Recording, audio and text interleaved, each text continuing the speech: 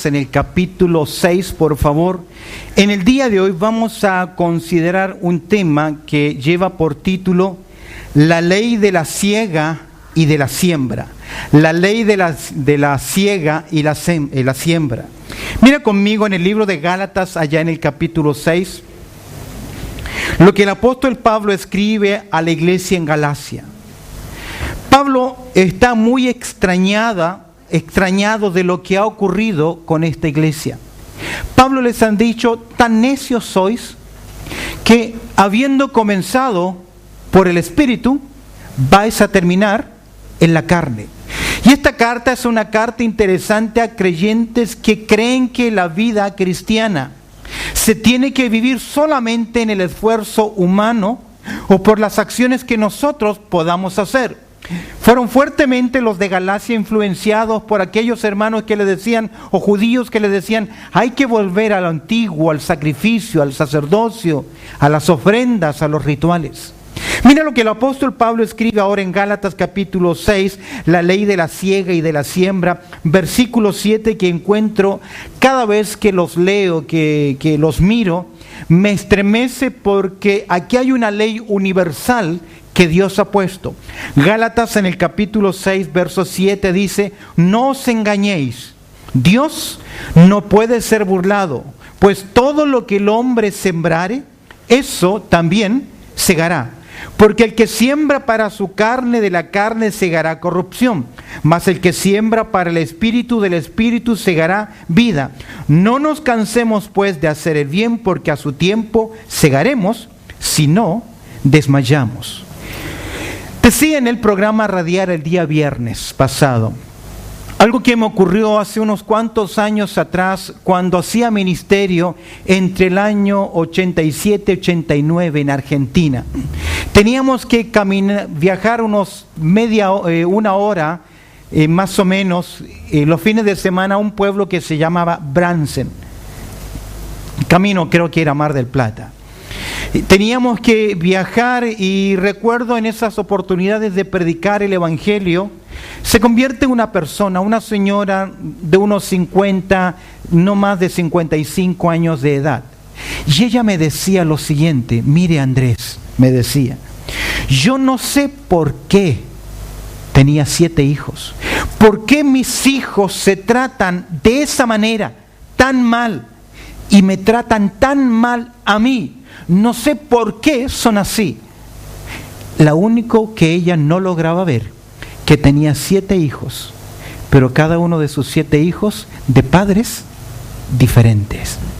Muchas veces nosotros no logramos ver y decimos: ¿por qué? ¿Por qué me ocurre esto?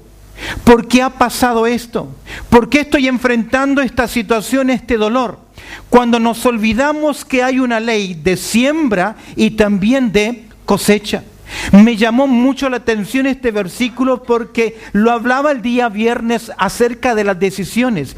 Este pasaje hoy surge como una clara advertencia. Este pasaje surge como una clara advertencia de parte de Dios, que nuestras acciones o a lo que dedicamos nuestra vida, tarde o temprano traerá las consecuencias. En este pasaje, mira conmigo en pantalla, en este pasaje hay un aviso: no os engañéis, una sentencia. Dios no puede ser burlado, un resultado, corrupción o vida eterna, y una exhortación: no nos cansemos de hacer el bien. Quiero que observes conmigo algunas claves de la ley de la siembra y de la cosecha que podemos extraer de estos versículos, porque es muy posible que lo que vivimos, lo que estamos enfrentando, las cosas que nos están ocurriendo, sencillamente es el producto de esta ley. Y esta mujer me decía: yo no sé por qué mis hijos se tratan de esa manera, por qué están así, cuando no se dio cuenta que era el producto de qué. A través de mis años de ministerio he hablado con muchas personas, especialmente adultos mayores, tercera edad. Y al hablar con ellos, muchos han recibido el desprecio de sus hijos. Y usted sabe que en la medida que nos hacemos mayores, ancianos, más nos duelen las cosas que nos hacen nuestros hijos, porque somos más sensibles. Pero muchas veces no vemos que durante las etapas claves de nuestros hijos, nosotros nos tuvimos que ahí. ¿Qué está ocurriendo? La ley de la siembra y la cosecha. Mira algunas claves en la vida de la siembra y de la cosecha. Verdades claves. La primera verdad que quiero compartir con ustedes es el comando puntual que el escritor, que el apóstol Pablo hace a nosotros. En el verso 7, la primera parte, Pablo comienza diciendo lo siguiente: no os engañéis. La idea es, no se dejen engañar o no sean engañados. Es un llamado a la atención de los lectores de la carta como un aviso solemne. Es decir, hay un comando puntual. Le dice: hermanos, despierten, tengan cuidado. Creyentes, no nos damos cuenta. Hijos de Dios, no nos damos cuenta que usted y yo hemos sido comprados por precio, por la sangre de Cristo. Eso significa que usted y yo no nos pertenecemos, somos del Señor. Y un día usted y yo tendremos que dar cuenta de lo que hemos hecho mientras anduvimos en esta tierra, porque ya no se pertenece, mis hijos no me pertenecen, mi cónyuge no me pertenece, somos del Señor. Y si Pablo dice que el comando puntual, no os engañéis. Una de las cosas del pecado más claves es que nos engaña, al punto de hacernos creer que vamos a salir invicto de las cosas que hemos hecho. ¿Te has fijado cuando la policía van persiguiendo al delincuente en carretera? Van 3 radiopatrullas siguiendo al delincuente, y ese hombre, en vez de detenerse, entregarse, ¿qué sigue haciendo? Cree que de alguna forma milagrosa, hasta que un helicóptero también lo sigue, pero cree que de alguna forma podrá ¿qué? Escapar de las consecuencias. Cuando jóvenes, cuando niños, no lo vemos, pero usted que ya es adulto, que ya conoce al Señor, no puede andar jugando a dos caminos. El comando puntual, ¿cuál es? Mira, no os engañéis. ¿Qué cree usted que pensó Eva cuando comienza a dialogar con la serpiente? ¿Qué cree que pasó por su mente cuando la serpiente le dice: prueba, come y vas a ver la verdad de las cosas? Dios ya le había dicho en su palabra que no debía hacerlo. Pero ¿cuántas veces hacemos cosas sabiendo que Dios dice en su palabra que no hay que hacerla? El comando puntual: no os engañéis. Porque entramos en un punto, en una etapa, en que nosotros ¿qué? Nos eclipsamos, nos confundimos, o creemos que vamos a salir impune de las cosas. En todas las áreas de la vida, el comando puntual. En segundo lugar, quiero que observes conmigo el conocimiento pleno. ¿El conocimiento pleno de quién? Que dice el texto: no os engañéis. ¿Qué? Dios no puede ser burlado. A través de la historia humana, los hombres se han mofado, se han burlado de Dios. Si usted conoce el libro de los Salmos, él dice: hey, no te impacientes por la prosperidad del malo. Y seamos honestos, ¿cuántas veces nos enojamos que a veces nosotros, que queremos hacer lo que es correcto, que queremos hacer lo que honra a Dios, que hacemos nuestros negocios honradamente, que honramos a Dios en todas las cosas, a veces los negocios, los proyectos y las cosas no nos van bien? Pero también vemos a otras personas que son turbios en todo lo que hacen. ¿Y cómo les va? ¿Cómo les va? Y uno dice: Dios, ¿estaré mal? Es que no hemos leído que tarde o temprano los malos serán consumidos, dice la Escritura, como la grasa de los carneros. Nos olvidamos un aspecto importante de la vida, que el paso por esta tierra son 70, 80 años. Pero después de esta vida hay una vida eterna. Después de esta vida hay una eternidad y va a depender de la calidad y la condición en que nosotros vivimos acá y las decisiones que tomamos, el futuro de ellas. Ahora el salmista dice, yo fui joven y he también ¿qué? Envejecido. Y yo sé por experiencia que cada vez que Dios nos aprieta, pasamos momentos difíciles, también viene la gran bendición de parte del Señor. Amén. Pero el conocimiento pleno, no se engañen, Dios no puede ser burlado. Pablo advierte que de Dios nadie se mofa, sin recibir tarde o temprano las consecuencias a su acto que es impío. Nadie puede burlarse impunemente delante de Dios. Pablo advierte a los Gálatas que no se dejen engañar por las apariencias del mundo. Hay ocasiones en que vemos al impío que parece que prospera porque de momento no hay un castigo aparente que le alcanza. Sin embargo, escúcheme bien, de Dios nadie se burla. Hay un texto de las Escrituras que lo dijo nuestro Señor Jesucristo en Mateo capítulo 10, verso 26.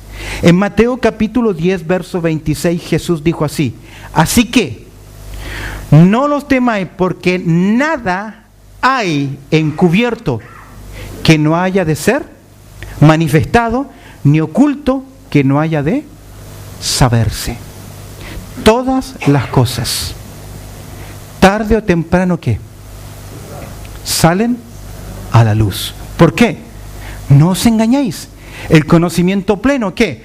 Dios no puede ser burlado. Tercer principio, tercera clave importante, la cosecha producida. Hemos hablado del comando puntual, del conocimiento pleno. Quiero que mires ahora el verso 7, tercera parte del versículo, la cosecha producida. Verso 7. Mira lo que Pablo dice, ley universal. Pues todo lo que el hombre sembrare, eso también segará. La siembra tiene que ver con las acciones, las decisiones. Como tú comienzas a construir tu vida. Todos nosotros somos constructores. El cristianismo, el evangelio, nos da buenos ladrillos, buenas herramientas. Pero ahí está el cemento, ahí están los ladrillos, ahí está el espacio, ahí están las medidas. Pero usted puede construir un hermoso palacio como una cárcel.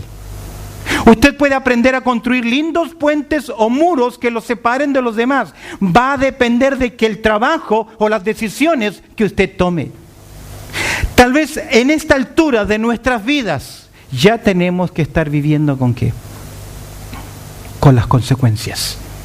No hay mucho más que usted y yo podamos hacer ¿de qué? Del pasado. ¿Sabe lo que hace el verdadero creyente del pasado? ¿Sabe lo que hace el creyente? Aprende de sus malas decisiones. Proverbio nos enseña que 7 veces cae el justo, mas vuelve a levantarse. Es capaz por la gracia, la misericordia de Dios de ser restaurado, compuesto, para seguir avanzando, para seguir adelante. Y el dolor del pasado sencillamente fue una escuela en su vida. No crea, yo me he equivocado tantas veces y tantas veces he tenido que pedir perdón y hablar con personas. Pero debemos aprender. Por eso Proverbio dice, el avisado ve el peligro y ¿qué hace?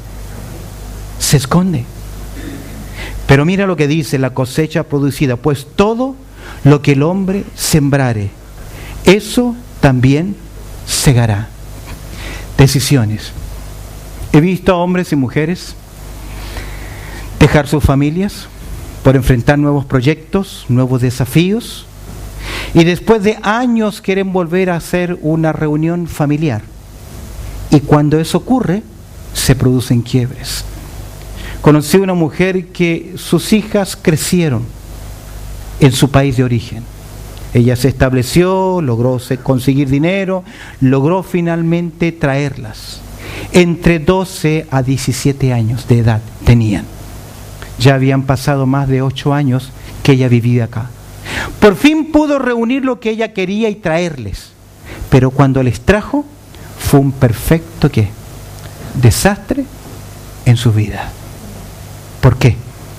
Porque comenzó a cosechar lo que había sembrado. Tal vez la intención fue buena, pero ¿cuántas veces somos tan necios que no pedimos consejo?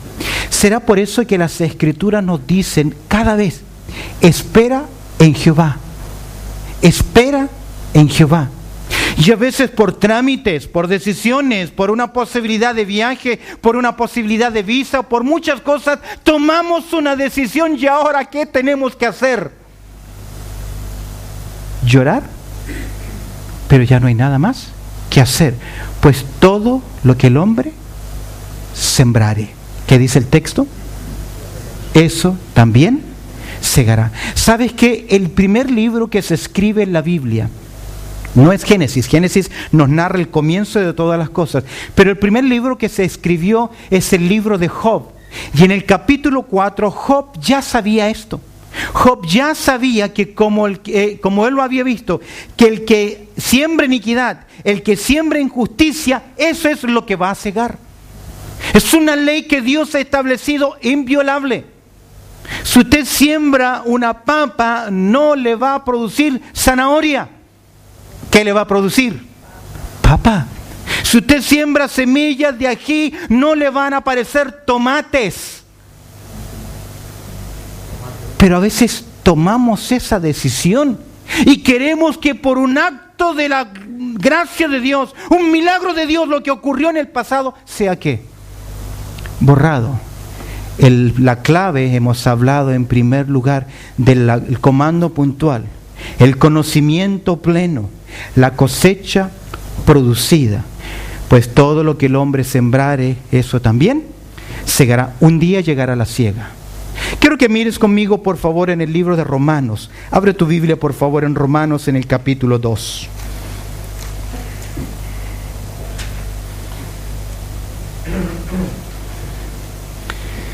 Mira cómo Pablo explica este punto allá en Romanos, en el capítulo 2. Cómo él explica esta ley de siembra y cosecha, la consecuencia producida. En Romanos, en el capítulo 2, verso 6, dice el texto: el cual pagará a cada uno conforme a ¿qué? A sus obras. Vida eterna a los que perseverando en el bien hacer buscan gloria y honra e inmortalidad, pero ira y enojo a los que son contenciosos y no obedecen a la verdad, sino que obedecen a la injusticia. Tribulación y ¿qué más? Y angustia sobre todo ser humano que hace lo malo, el judío primeramente y también al griego. La regla es válida para todos los seres humanos, inclusive también creyentes. Usted sabe, mis queridos, que usted siendo miembro de una iglesia, usted representa a una iglesia. ¿Que con quién se relaciona? Las fiestas en las cuales se involucra, representa también a la iglesia. Y no crea que tarde o temprano las cosas le van a pasar ¿qué? Factura. Su imagen, su testimonio, poco a poco comenzará ¿qué? A quebrarse.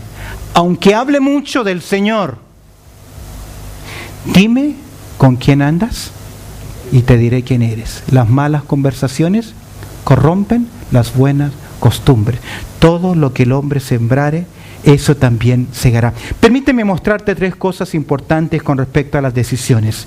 Las mencionaba en el programa radial el día viernes y quiero hacer mención de ellas. Primero, 3 cositas importantes con respecto a esta verdad, cosecha producida. Primero, como seres morales, tenemos la capacidad de ¿qué?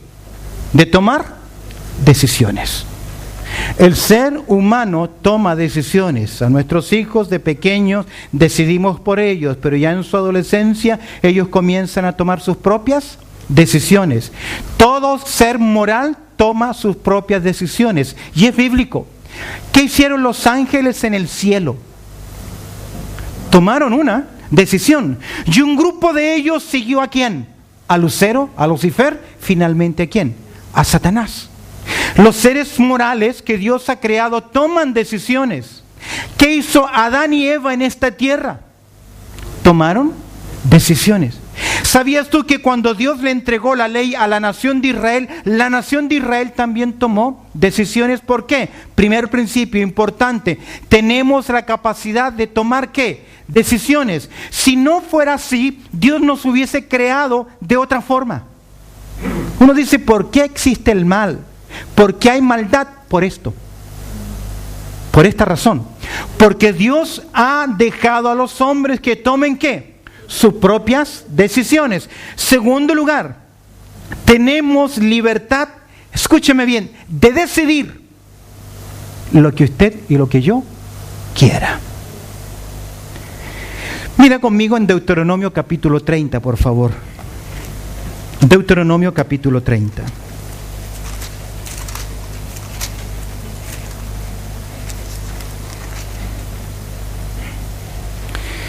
Mira lo que dice el verso 19, Deuteronomio capítulo 30.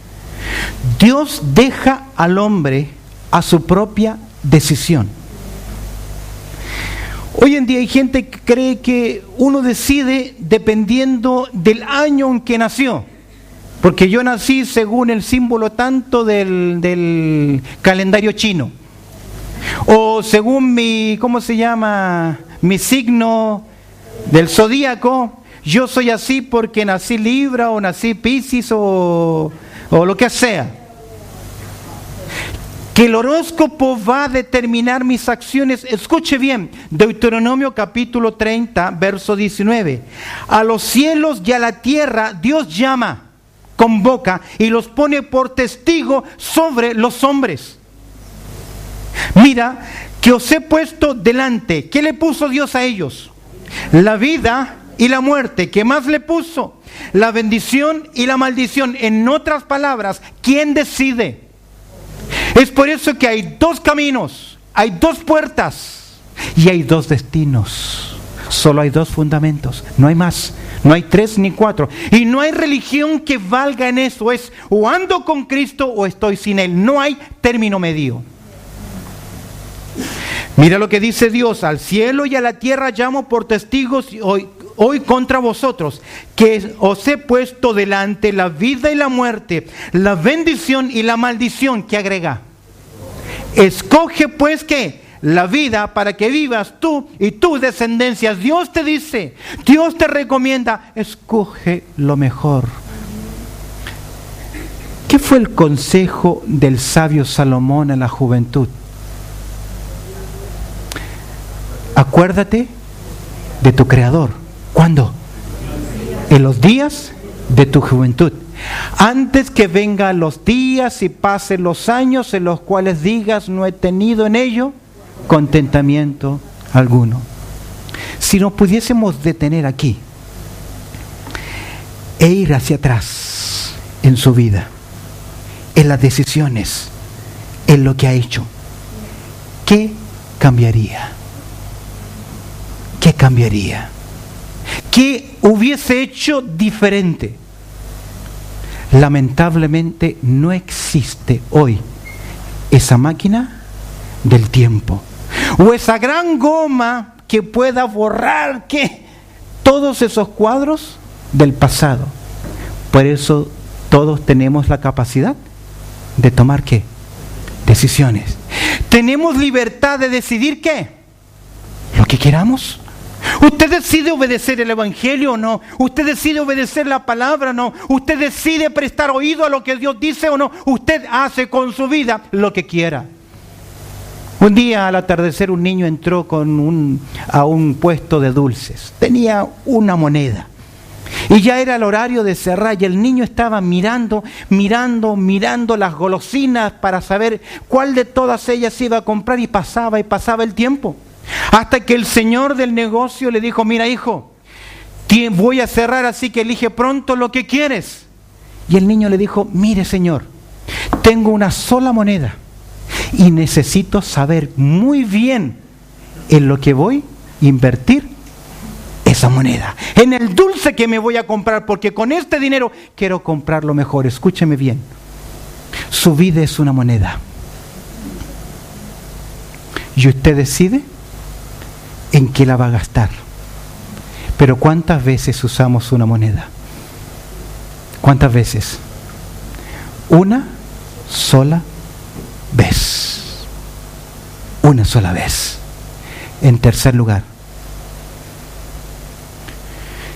somos libres porque tomamos decisiones. Tú puedes tomar la decisión que tú quieras, pero toda decisión tiene que sus consecuencias. ¿Sabes lo que nunca vamos a poder decidir? ¿Sabes lo que tú y yo no vamos a poder decidir? Las consecuencias de ellas. El dolor que produce en el interior de la familia, la deshonra al hogar, el dolor a los padres, el dolor a los hijos, el dolor a una iglesia, el dolor que se apodera de nosotros si quisiésemos quitarnos la vida para solucionarlo, que no es así. Tan ciegos fuimos, pero el principio siempre ha sido dado: lo que usted siembra va a cosechar. Mira el verso 8, la consecuencia punitiva. Hemos hablado del comando puntual, hemos hablado del conocimiento pleno, hemos hablado de la cosecha producida. Mira conmigo ahora la consecuencia punitiva. Dos actitudes, dos resultados vemos en el texto. ¿Cuáles son? Porque el que siembra para su carne, de la carne segará ¿qué? Corrupción. Mas el que siembra para el Espíritu, del Espíritu que va a cosechar. Mira, en primer lugar, sembrar para la carne. Pues el que siembra para su carne. La carne acá, el sembrar para la carne, el sembrar acá tiene que ver con dejar, es dejar y actuar libremente, sin la dirección del Señor, y proveer para su propia satisfacción. Yo me siento bien con lo que hago y es lo que quiero hacer. ¿Sabes qué? Escuchaba la historia de un muchacho, no más de 12 años de edad, esclavo de la pornografía, porque sus padres eran de la filosofía que los hijos hagan lo que ellos quieran, porque son personas, tienen que aprender a decidir. Claro, ese muchachito, cuando ya fue mayor, fue un perverso, que un día le dijo a su propia hermana, cuando venía saliendo del baño con una toalla: hermana, ¿querés que podamos tener sexo los dos? ¿Dónde está la conciencia? ¿Dónde está lo bueno y lo que es malo? Es que a temprana edad debemos ayudarles y moldear con nuestras vidas las cosas. Pero escúcheme bien, de lo que llena su corazón, de lo que llena su mente, será el resultado de su vida. Por eso Proverbios en el capítulo 1, verso 1 dice: bienaventurado el varón que no anduvo en consejos de mal, y no estuvo en caminos de pecadores, ni en silla de escarnecedores se ha sentado. Es que, mis queridos, con quien usted se relacione, lo que llena su mente, ¿cómo? Ahora te digo, ¿cómo puedes crecer espiritualmente si no estás en contacto diario con la palabra de Dios? Escúcheme bien, yo que dedico tiempo a estudiar la Biblia, que años he estado en una sala aprendiendo y diariamente estudio la palabra de Dios, tengo tantas luchas internas espirituales con mi carne. Y sabiendo lo que Dios dice en su palabra, ¿cuánto peor es usted que solamente escucha un mensaje una vez a la semana? Usted no tiene los recursos para defenderse. ¿Y sabe por qué no los tiene? Porque ha sido negligente. Usted no alimenta la parte espiritual. No crea que va a cosechar espiritualidad. Porque el texto dice, porque el que siembra para su carne, de la carne segará ¿qué? Corrupción. Ahora, creyentes, hijos de Dios, que se entiende que deben cultivar lo espiritual. Un día, creyentes, hijos de Dios, vamos a dar cuenta de lo que hicimos mientras estuvimos en la carne, sea bueno o sea malo. ¿Sabe que nuestras obras van a ser expuestas? Como decir, proyectadas. En un día, cuando usted se encuentre cara a cara con Cristo, todas aquellas cosas que usted hizo en el silencio, que creyó que nadie más lo vio, el Señor lo va a sacar a la luz.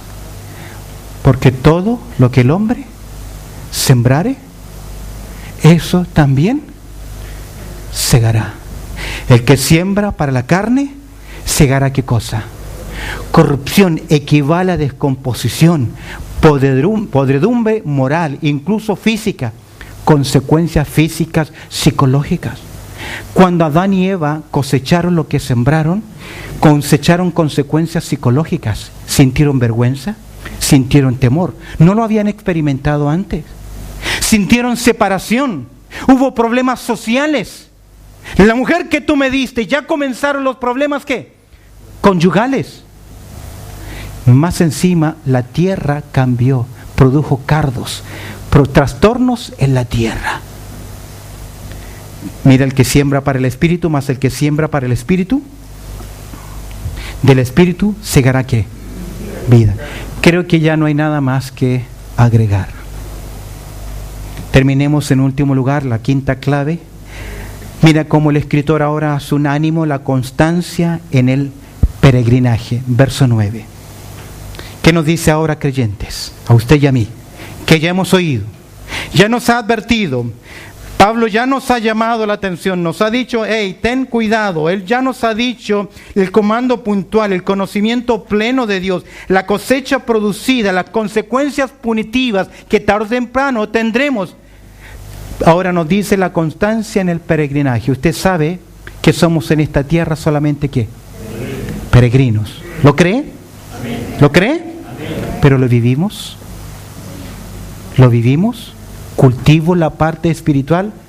Usted, yo que conocemos la palabra de Dios, que sabemos lo que es bueno y lo que es malo. No, creyentes no deciden en bueno y malo, entre mejor y excelente. Esa es la decisión, porque por naturaleza sabemos que no tenemos que hacer lo que es incorrecto. Por eso Pablo nos dice constancia en el peregrinaje, verso 9. ¿Qué nos dice ahora? No nos cansemos pues de ¿qué?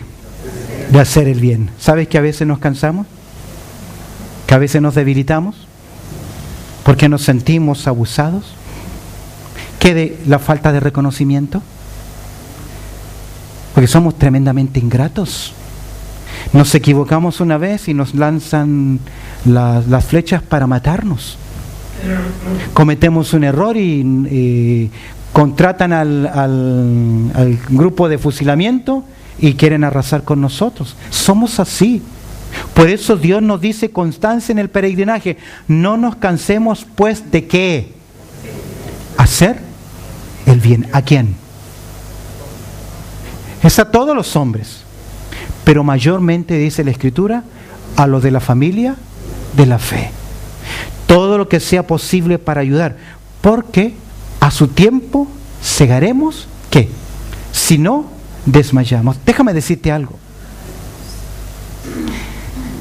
Mis convicciones en el ministerio que Dios me iba a llamar y que Dios me iba a proveer surgieron de personas anónimas. Yo recuerdo un día, estaba acá en Australia visitando una iglesia.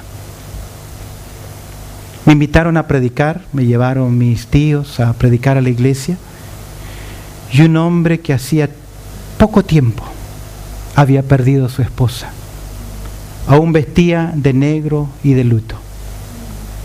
Escuchó mi sermón, me llamó a un lado y me dijo: hermano, yo voy a orar por usted.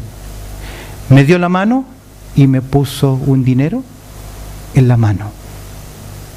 A mí me impactó, porque era evidente que si estaba vestido de negro, si hacía no sé cuánto tiempo había perdido a su cónyuge, que se comprometiera: voy a orar por ti. Tal vez nunca nadie sabrá quién fue, pero esa acción impactó y quebró mi vida. Dios dice en su palabra lo siguiente: que Dios no es injusto para olvidar vuestra obra y el trabajo de amor que habéis mostrado hacia sus nombres, sirviendo a los santos y sirviéndoles aún. ¿Sabe qué significa eso?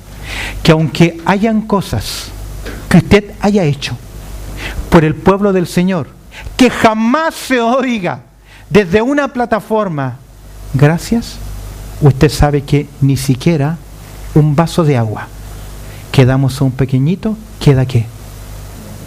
Sin recompensa. Ahora, ¿qué prefiere usted? ¿Los halagos de los hombres o el reconocimiento que hace nuestro Señor? ¿Qué prefiere más? ¿Ah? ¿A quién aceptaría más usted ese reconocimiento?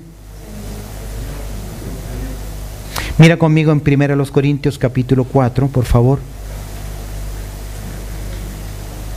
1 Corintios capítulo 4.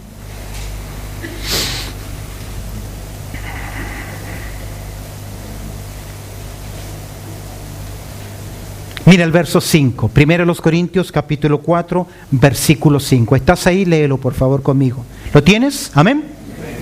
Mira, Pablo hace una conclusión. 1 Corintios capítulo 4, verso 5. Así que, ¿qué dice?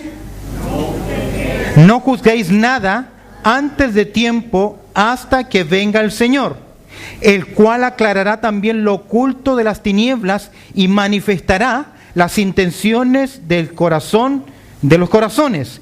Eso significa que usted puede hacer buenas cosas con malas intenciones. Pero cuando nos encontremos con el Señor no solamente va a juzgar lo que hizo, sino la motivación por la cual hizo las cosas. Y mira que me llama la atención, me quiebra este texto. Dice, entonces, consecuencia, cada uno recibirá ¿qué cosa? Quiero que leas ahí, ¿qué recibirá? ¿Qué va a recibir? La alabanza de Dios. Escúcheme bien, no somos nosotros los que tenemos que alabar y adorar a Dios.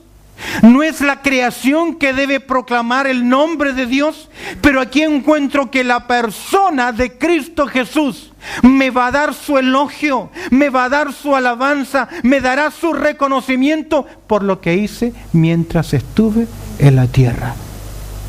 ¡Qué increíble es esto! Por eso Pablo dice, no nos cansemos pues de hacer el bien, y no desmayemos, porque todo lo que el hombre sembrare, eso también segará. Jacob fue un hombre engañador. ¿Recuerda la historia de Jacob? Engañó a su padre haciéndose pasar por su hermano.